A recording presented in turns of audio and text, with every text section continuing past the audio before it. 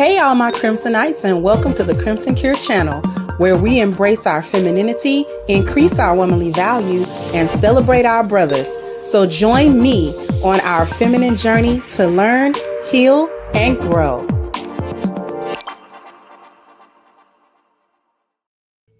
Hey there, my Crimsonites, and welcome to the Crimson Cure channel. I'm your hostess, femininity coach, and author of The Crimson Cure, and this is my perspective.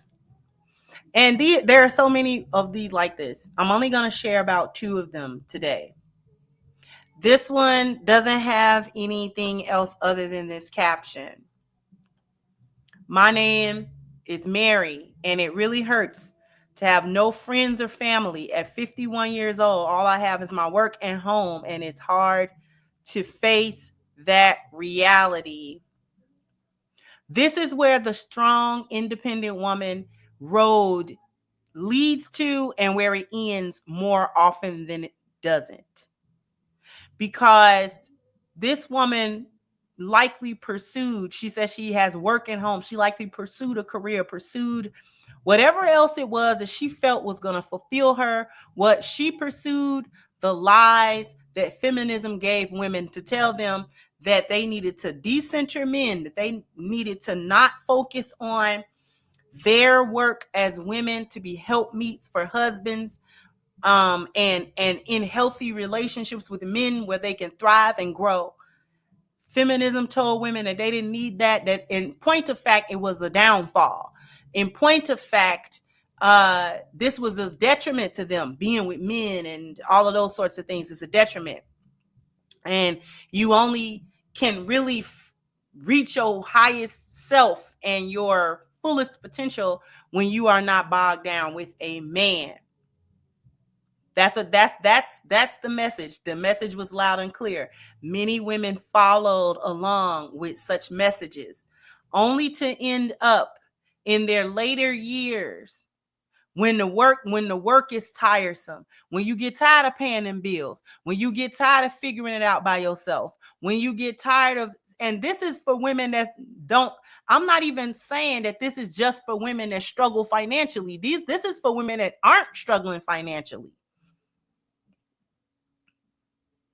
This is for women that aren't struggling financially. They did actually get all of that stuff that they worked for. So they're not, struggling to pay. But whether you struggle to pay the bills or not, it's almost worse, or rather, at the very least, it's the same thing.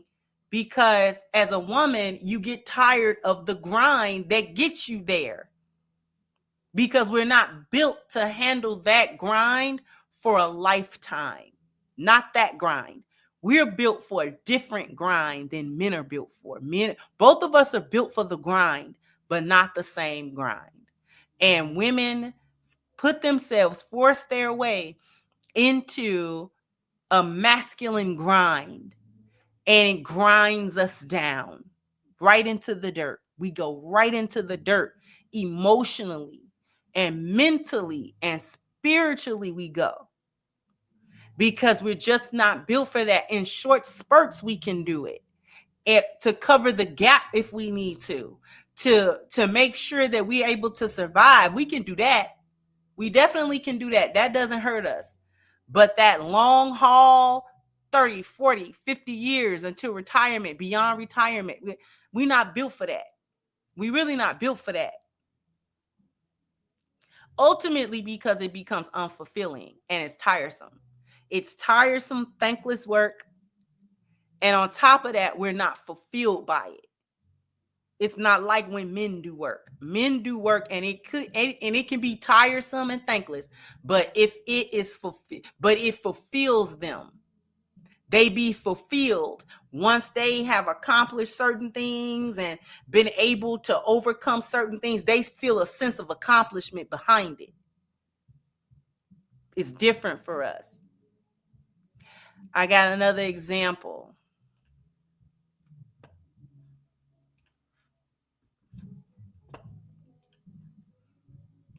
I'm 41 years old, single, without kids, living in a van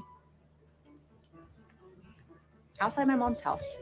But I'm on the next chapter of my life. I'm currently building a tiny home next door, like literally next door to my mom. This is my tiny home I'm building, and it's literally next door to my mom's house.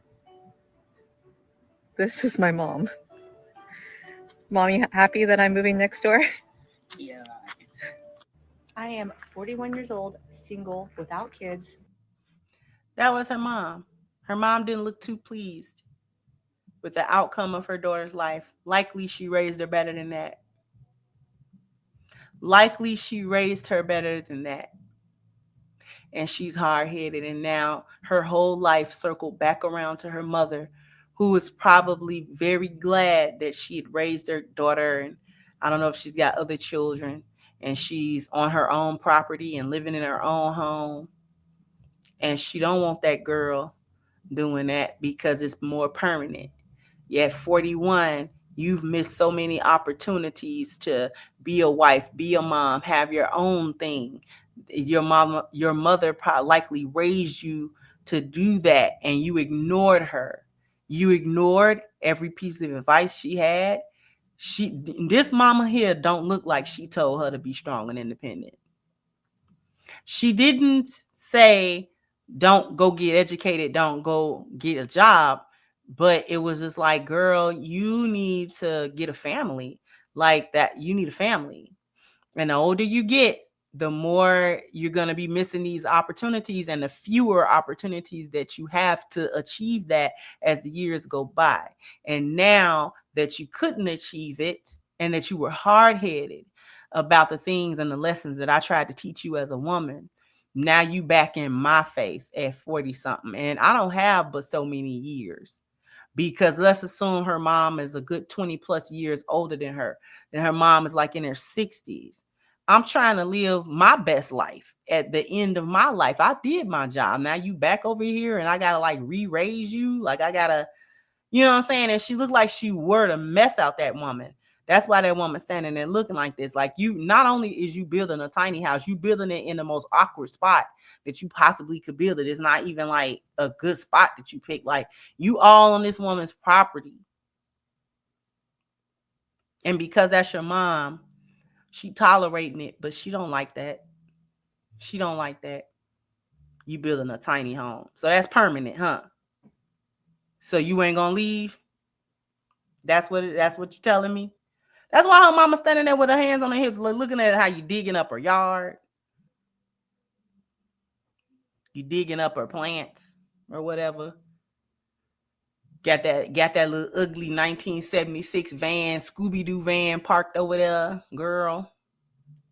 You probably sits around all day, were her. She trying to be in the kitchen with a little cup of coffee and stuff like that. Here you come. You want to drink the coffee in the morning. Girl, I don't want to look at you early in the morning.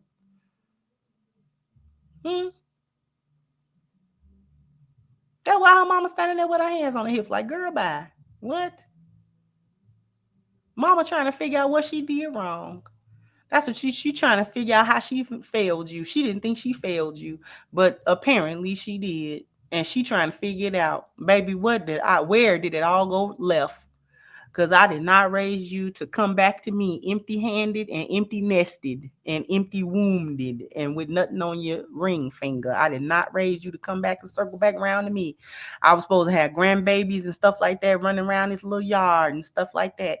And you were supposed to be in a marriage and all of that type of thing. And, I could share womanly advice with my daughter now that she's grown and she got a family of her own. I can talk to her like a woman. But she got to still talk to you like a child, because you never stepped up to her level. You never became the woman that she envisioned, that she raised. It's sad. But this is where strong and independent, you circle back around to your parents if you're able to even do that. Everybody can't even do this. Living in your van, so you didn't even have a place to stay. That's even worse. So you were just not able to survive at any point. The economy does not support strong and independent. Oh, is that what Brother Kevin Samuels meant when he said winter is coming? Because the economy was going to falter and all of that strong, independent, I can go make my own money was going to go flying out of the window. And then there was no safety net because women are accustomed to men being a safety net. But in y'all arrogance, y'all told the men to kiss y'all soda cracker and y'all acabacca. And so now when the terms have tabled, and now you kind of looking side-eyed over the men, and the men looking like, baby, don't look at me. Because you told me you didn't need me when you had a couple of dollars floating around in your pocket. Now you ain't got none. Now you want to look at me. I'm not gonna save you. I'll come over there and give you a little deep. That's all. You can't even spend the night. Because I know you ain't got no place to stay. I never get you out of here. Jump down in the comment section. Let me know what you think. Like, share, subscribe to the channel if you have not. Once again, I'm your hostess, The Crimson Cure, and this is my perspective. Bye-bye, Crimsonites.